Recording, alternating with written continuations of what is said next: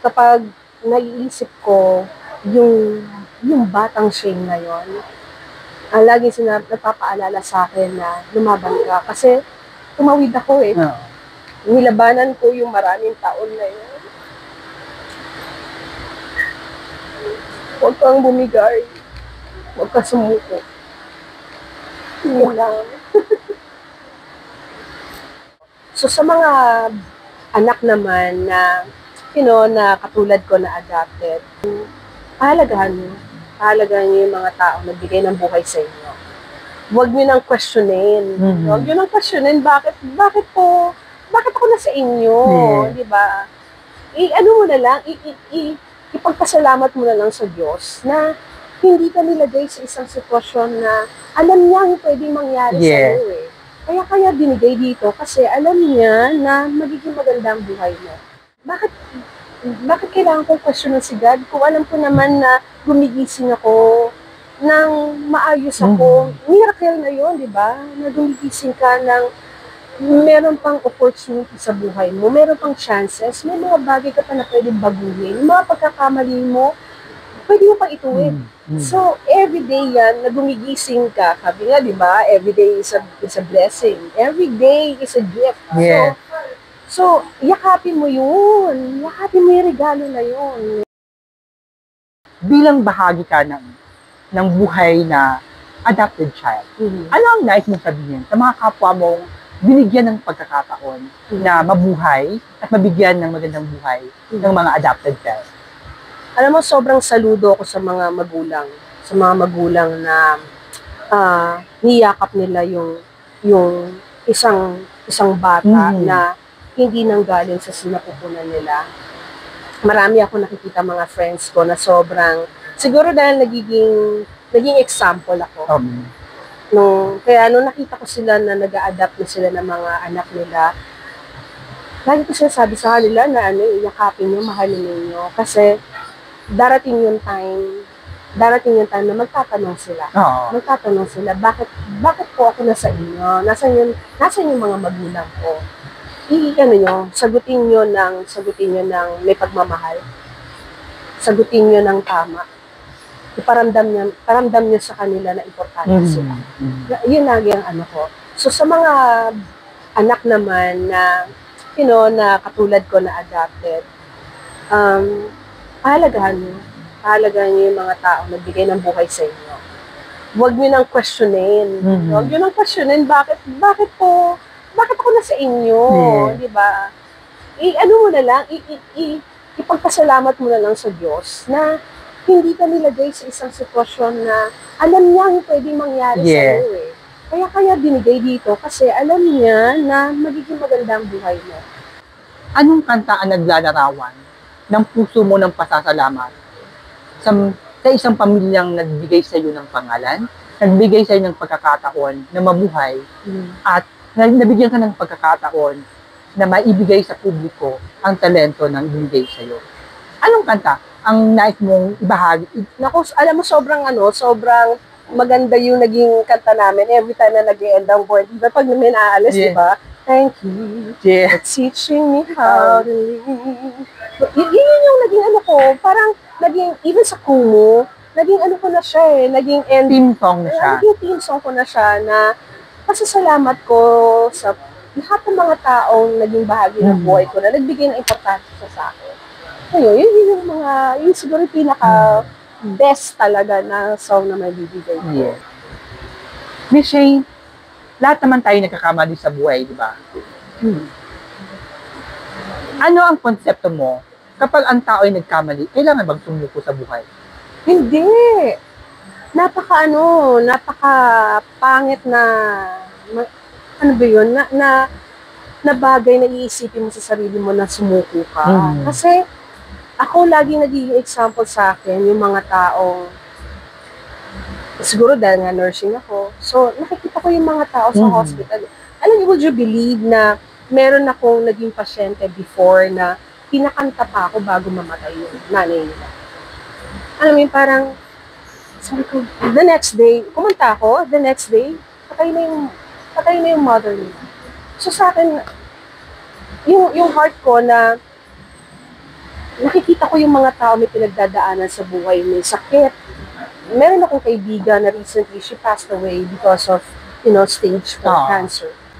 Bakit kailangan kong questionan si God? Kung alam ko naman na gumigising ako, nang maayos ako, miracle na yun, di ba? Na gumigising ka ng meron pang opportunity sa buhay mo, meron pang chances, may mga bagay ka pa na pwedeng baguhin, yung mga pagkakamali mo, pwede mo pang ituwid. So, everyday yan, na gumigising ka, sabi nga, di ba, everyday is a blessing. Every day is a gift. Yeah. So, yakapin mo yun. Yakapin mo yung regalo na yun. Di ba? Huwag mo nang questionin, God, bakit ganito? Hindi. Tingnan mo yung binibigay ni God sa'yo. Minuto, segundo, oras pa, lahat yan. May magandang mangyayari sa buhay mo eh. Totoo naman, tao lang naman tayo. Minsan nakakaramdam tayo na parang feeling natin binabaliwala tayo ng Diyos eh. Pero, hindi mo lang nakikita ano yung mga magagandang plano niya for you. Sabi nga, diba, Jeremiah, for I know the plans I have for you, plans to prosper. Doon pa lang maniwala ka na. Correct. Ano yung magandang plano for you? Kung gagawa ka ng kwento ng buhay mo ngayon, sa tingin mo, anong titulo ng buhay mo ang naaangkop na maglalarawan sa paglalakbay mo ito? Nako, ang hirap, parang ang hirap yan, no? Siguro, I fought a good fight. Pwede ko sabihin. Kasi, simula nung bata ako, lahat naman natawid ko. Ng positibo.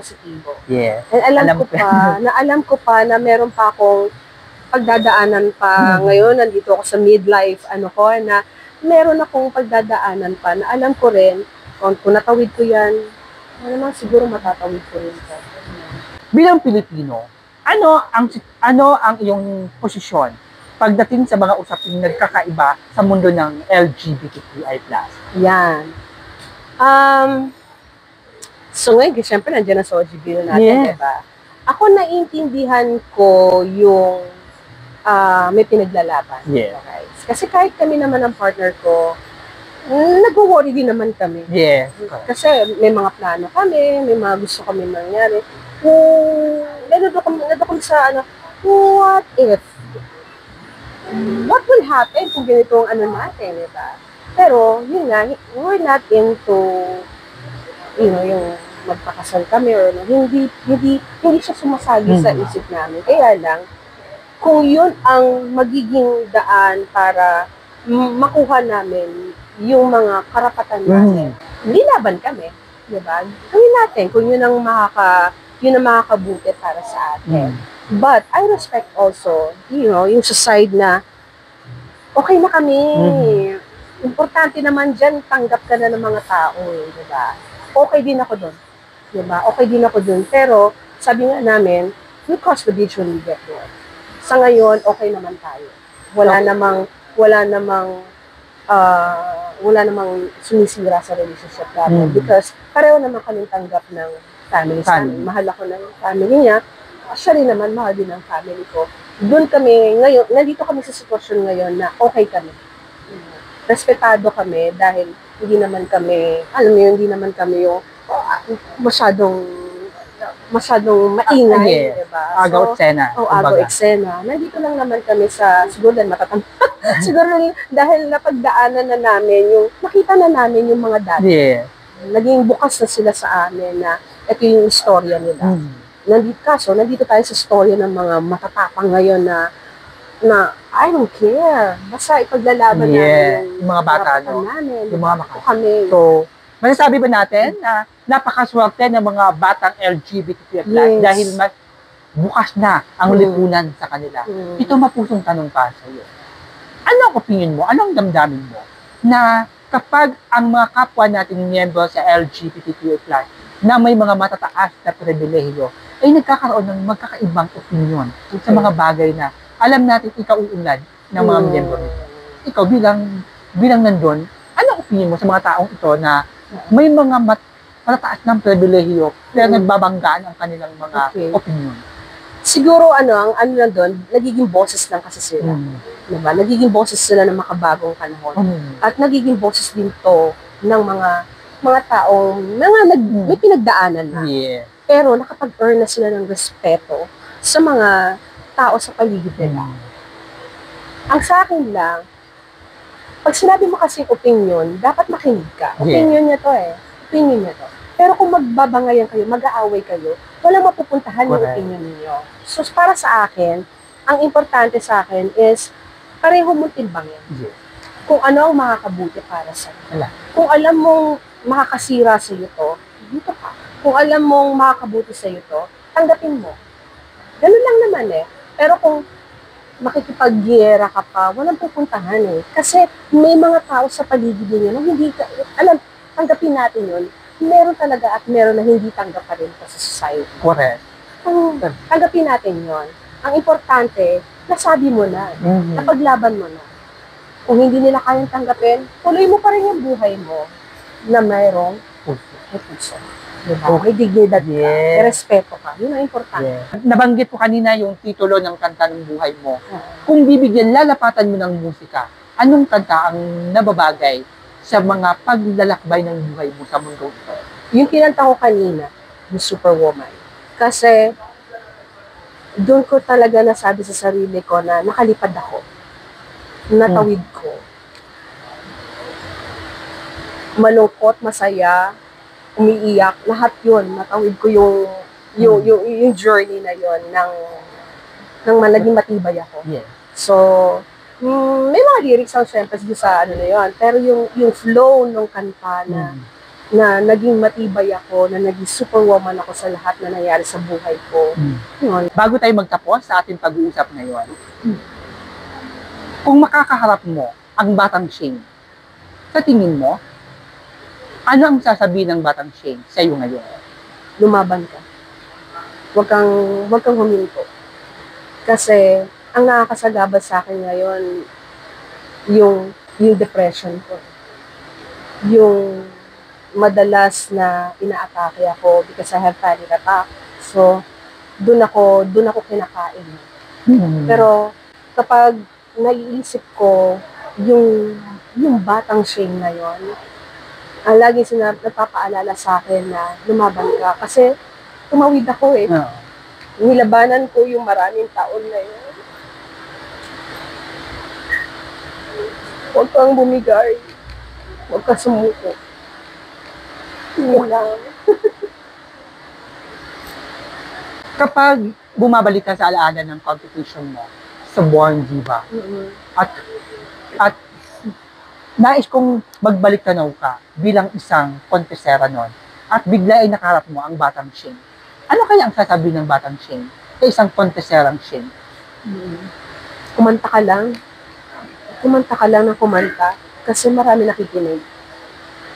Huwag kang humintong kumanta. At isa ko doon. Marami nakikinig. Marami naniniwala sa'yo. Sa pagtatapos ng usap natin ngayon, ano ang nilalaman ng puso mo? Yung nais mong iparating sa Diyos? Sobrang thankful ako.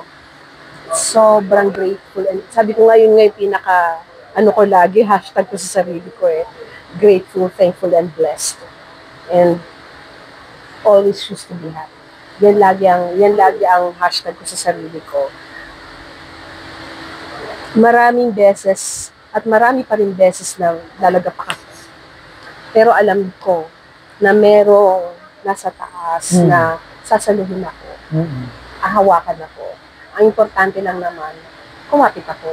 Diba? Kasi pag hindi ka kumapit talaga sa nangyayari sa mundo ngayon, titingnan natin, ang lungkot ng mundo. Sobrang lungkot na ng mundo.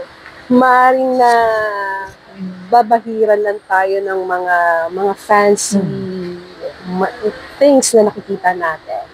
Pero malungkot. Pero kung wala ka nun, kung hindi ka nagdadasal, walang mangyayari sa buhay mo. So, yun lang talaga ang pinakaano ko sa buhay ko. Every day ng buhay ko, I'll always make sure na pagising ko, may prayer kagad ako. Kasi gusto ko maging productive yung araw ko. Gusto ko mag-end yung araw ko lagi ng meron akong kasiyahan sa puso ko.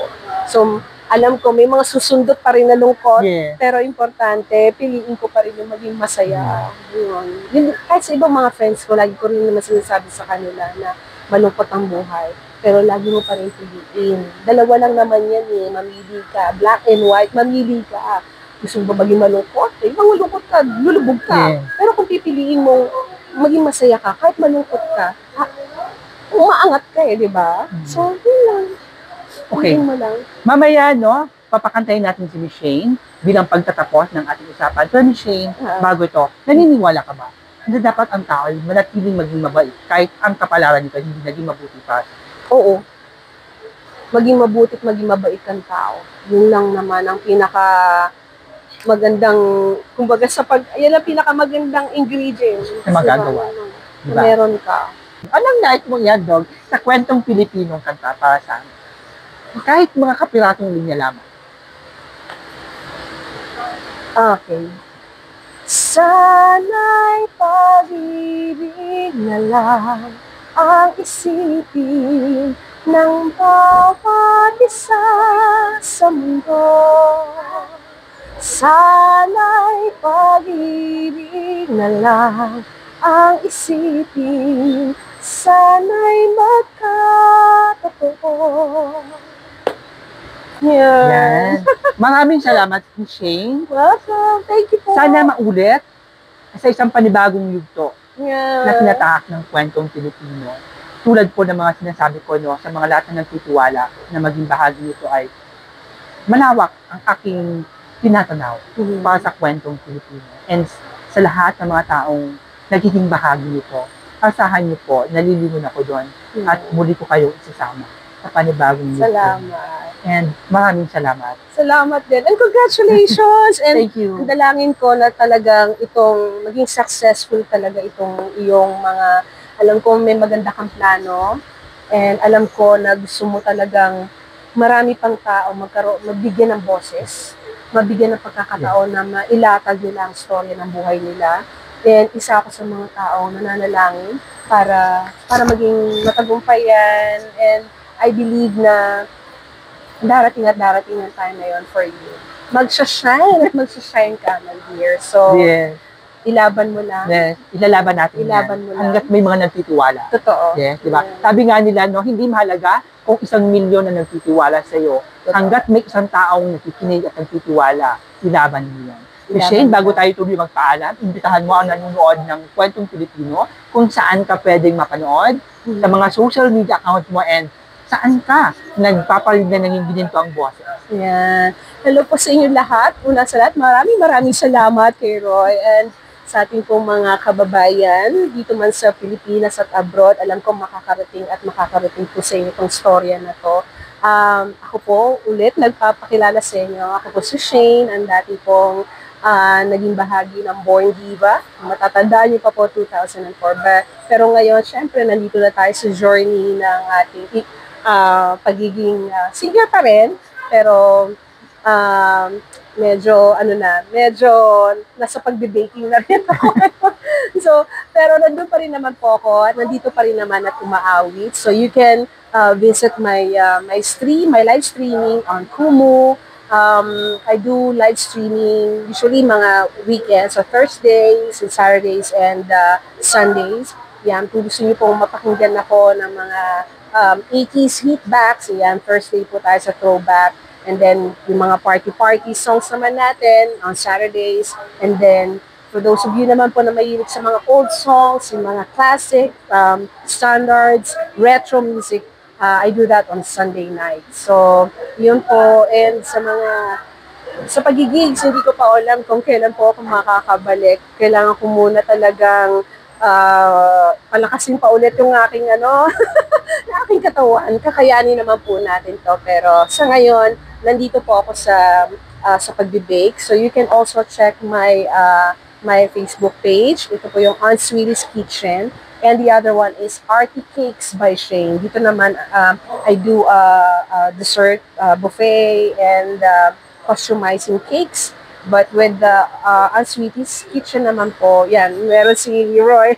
later. Sana matikman niya rin yan. And yun lang po, sana magkita-kita po tayo. And huwag niyo pong kalimutan suportahan po si Roy. And lalo na po yung mga kababayan natin abroad and mga ibang friends natin na makikilala po itong kwentong Pilipino. Sana po suportahan natin at subaybayan natin ang bawat kwento po ng mga kababayan natin. So, thank you so much for having me here. Maraming salamat mula po sa iniidolo ko, no? Mas lalo akong nagiging motivated na ilaban ang sinimulan kong content na ito, na maglahad ng mga kwentong typical, pero may mga mapupulot po tayong aral. So hanggang sa muli po nating pag-uusap, at sana po samahan niyo muli kami sa aming paglalahad ng mga kwentong Pilipino. Bye! Thank you! Sa buong mundo